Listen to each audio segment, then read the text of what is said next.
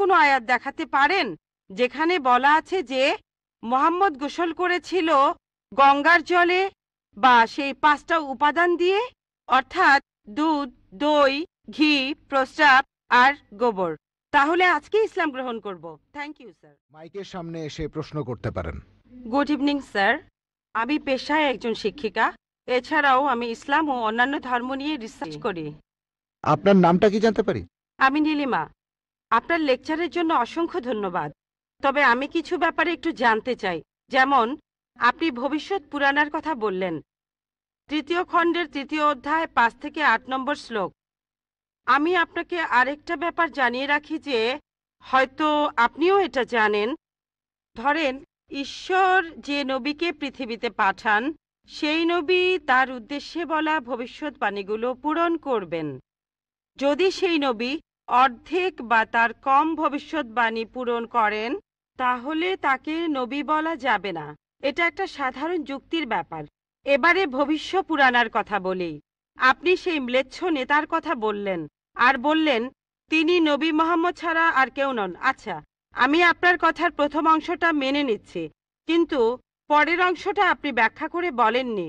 এখন আপনাকে বলি, ম্লেচ্ছ একটা সংস্কৃত শব্দ, আর সংস্কৃত ডিকশনারি অনুযায়ী ম্লেচ্ছ শব্দটার অর্থ অনার্য অথবা পাপী অথবা খারাপ লোক।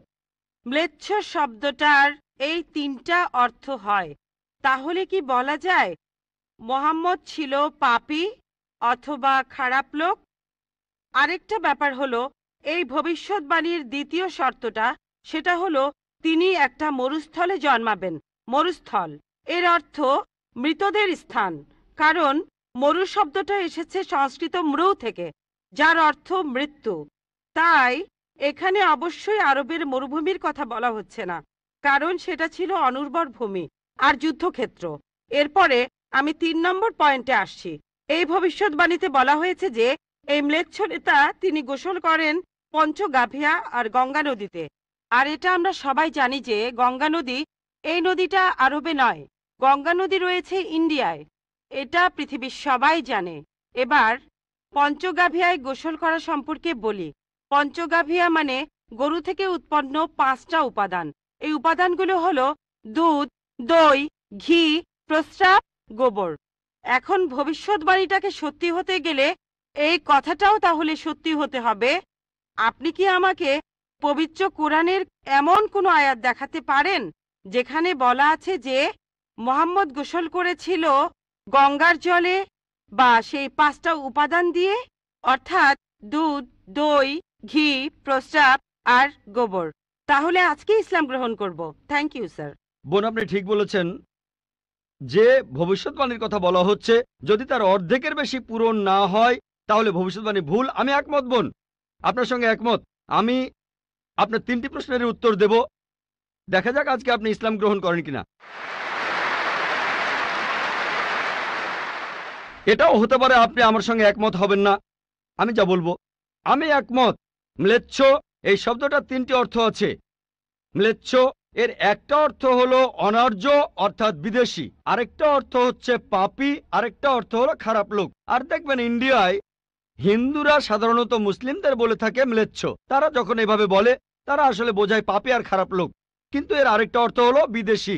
যখন আমি লেকচারে কোনো ধর্মগ্রন্থ থেকে উদ্ধৃতি দেই, সেখানে একটা শব্দের যদি অনেক অর্থ হয়, ব্যাপারটা এমন না ধরেন শব্দটার 4টা অর্থ আছে, তার মধ্যে 3টা অর্থ এখানে খাটে না, মাত্র একটা ঠিক হলেও অর্থ সঠিক হতে পারে। যেমন ধরেন কোরআন বলছে তোমরা শূকর খেও না।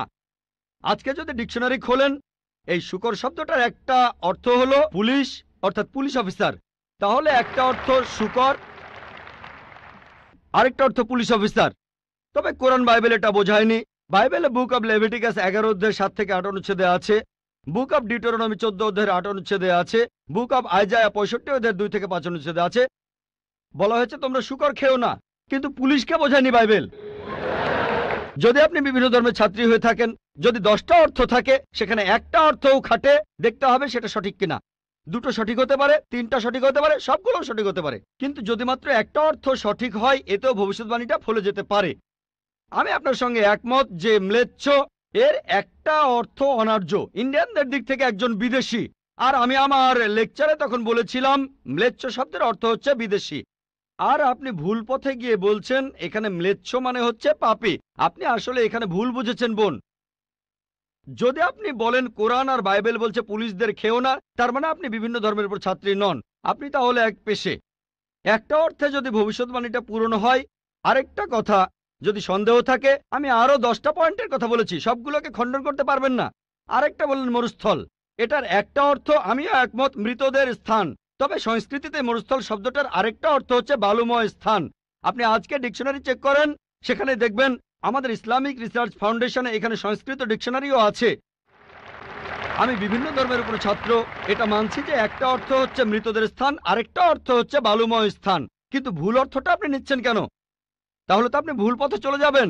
যদি পারমুটেশন আর কম্বিনেশনগুলো দেখেন, অন্য যে পয়েন্টগুলো বলেছি সেগুলো পুরোপুরি সঠিক। এখানে আপনাকে সঠিক উত্তরটা বেছে নিতে হবে। তাহলে মরুস্থল শব্দটার একটা অর্থ হলো বালুময় স্থান বা মরুভূমি। আপনার তৃতীয় প্রশ্নতে আসি, আপনি ইসলাম গ্রহণ করবেন ইনশাল্লাহ। তৃতীয় প্রশ্নটা, আমি যে ভবিষ্যৎবাণীটার কথা বলেছি যে নবী মোহাম্মদ সাল্লাল্লাহু সাল্লাম পঞ্চগর্ভে গোসল করেছিলেন গঙ্গা নদীতে, এখানে বুঝে নিতে হবে যখন আমরা বলছি যে হিন্দুদের রীতি অনুযায়ী যে কেউ পঞ্চগর্ভে বা গঙ্গায় গোসল করবে তার অর্থ বিশুদ্ধ হবে। একটা অর্থ শারীরিকভাবে গঙ্গায় ডুব দিলেন, আমারও মনে হয় না নবীজি ইন্ডিয়ায় এসে গঙ্গায় ডুব দিয়েছিলেন। আরেকটা অর্থ বিশুদ্ধ হওয়া, তখন ব্যাখ্যা করিনি কারণ লেকচারটাই অনেক লম্বা ছিল। এই টপিকটা নিয়ে আমি সারাদিন কথা বলতে পারি, আমি এখানে খুব বিস্তারিত বলিনি। আমি প্রত্যেকটা ভবিষ্যৎবাণী নিয়েই আরো কয়েক মিনিট বলতে পারি, সব মিলিয়ে ঘন্টাখানিক বলতে পারবো। এখানে পঞ্চগর্ভে গোসল করা মানে হচ্ছে বিশুদ্ধ হওয়া। এখানে প্রসঙ্গটা বুঝতে হবে, শারীরিকভাবে গোসল করার অর্থ এখানে বলা হয়নি। আর আপনি গঙ্গার পানিতে ডুব দিলেই বিশুদ্ধ হয়ে যাবেন এমন কোনো নিশ্চয়তা নেই, বিশুদ্ধ না হওয়ার সম্ভাবনাই বেশি। এটা হচ্ছে হিন্দুদের রীতি অনুযায়ী বলা। তাই এখানে ভবিষ্যৎবাণীটা বলছে যে নবী মোহাম্মদ সাল্লাল্লাহু আলাইহি সাল্লাম পঞ্চগর্ভে গোসল করেছিলেন। তার মানে এই না যে তিনি এখানে এসেছিলেন, মানে হলো আল্লাহ তাআলা তাকে বিশুদ্ধ করেছিলেন। আমরা বিশ্বাস করি যে আল্লাহ তাআলার সকল নবী, সকলেই হোক তিনি মুসা বা ঈসা আলাইহিস সালাম অথবা মুহাম্মদ সাল্লাল্লাহু আলাইহি সাল্লাম, তারা সকলেই ছিলেন মাসুম, তারা ছিলেন নিষ্পাপ, ছিলেন বিশুদ্ধ। তাহলে আল্লাহর সকল নবী, আল্লাহ যাদের পৃথিবীতে পাঠিয়েছিলেন, আমরা মানি যে তারা সকলেই নিষ্পাপ, সকলেই মাসুম, সকলেই বিশুদ্ধ। তাহলে আপনার উত্তরটাও পেলেন। আশা করি ইনশাল্লাহ আপনি ইসলাম গ্রহণ করবেন বোন।